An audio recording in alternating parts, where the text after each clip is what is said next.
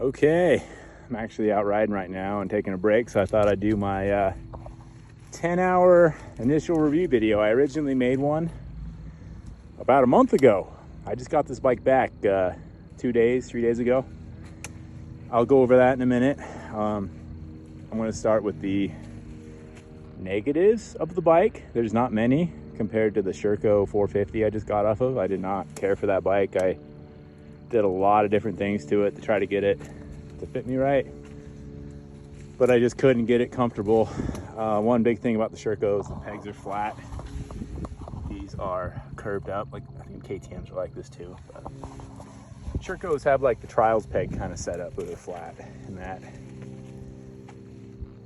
I don't know, when the pegs are angled like this, I just want to grip the bike better naturally. I know a lot of guys might agree with me on that, but anyway, so I got 12.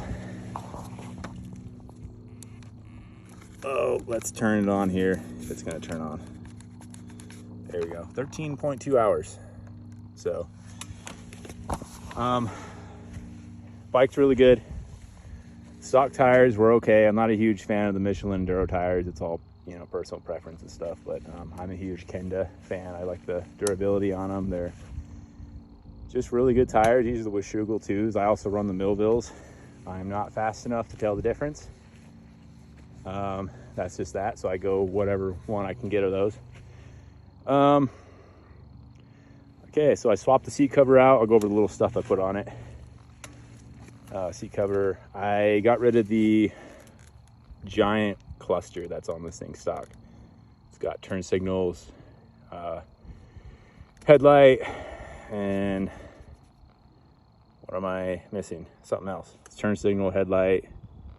Anyway, something else. So yeah, it's a big old fat cluster. Got rid of that. Got this off of from Chaparral, whatever you say it, out in San Bernardino. Got it from their website. Got rid of the map switch. There's like a big old honking thing here. It's just disconnected.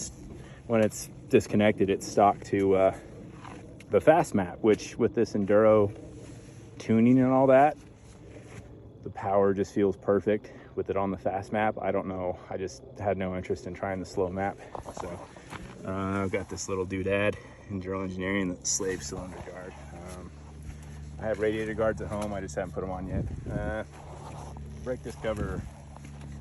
Oh, what I really like about the Triumphs, for some reason the Enduro model doesn't come with a linkage protector, but this is only 35 bucks and it bolts onto the stock plate, which is really nice. So, and it's really durable.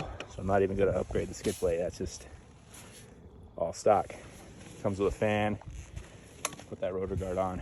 I have a full Hyperpodic exhaust coming, but it'll be here in January, they say. It's nice of them to make exhaust almost a year after the bike is released. Okay, first thing, kickstand. Whoever thought from the factory this is acceptable?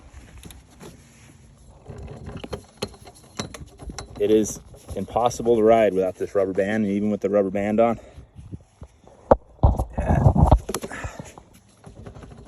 So there's a bracket here, a guy on the Facebook Triumph forum. It's a shorter version of this, supposed to keep that spring tighter. I have that on the way.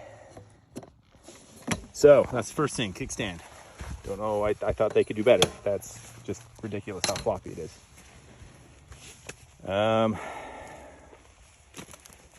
Really don't have any negatives with this bike, but the big negative, and it's not really negative, I don't want it to scare anybody off from buying one, because this is a freaky thing.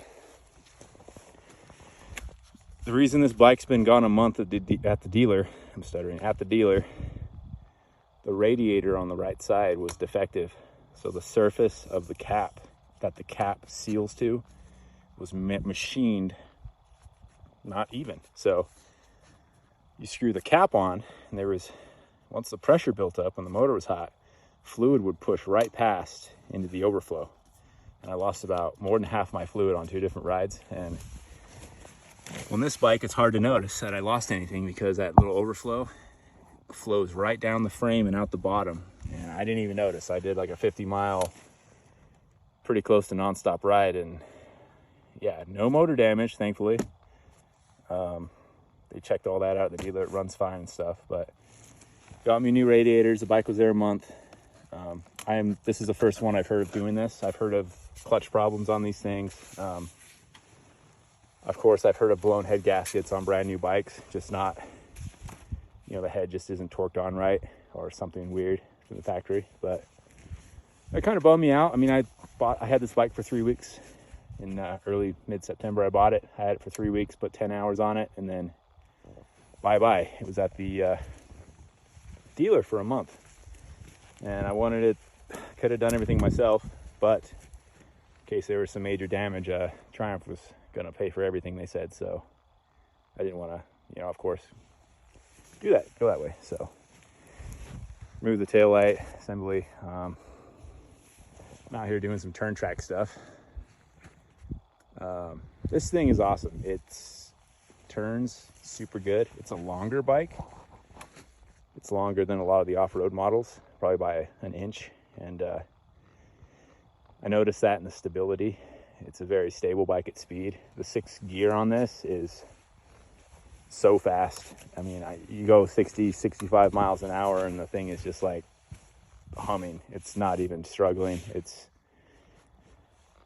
I think it'd make a real good Baja platform transmission. So I'm predicting that. I think that's what's going to happen. We'll see. We'll see. Highly recommend it. I got the E model because, like I said, I wanted the 6-speed.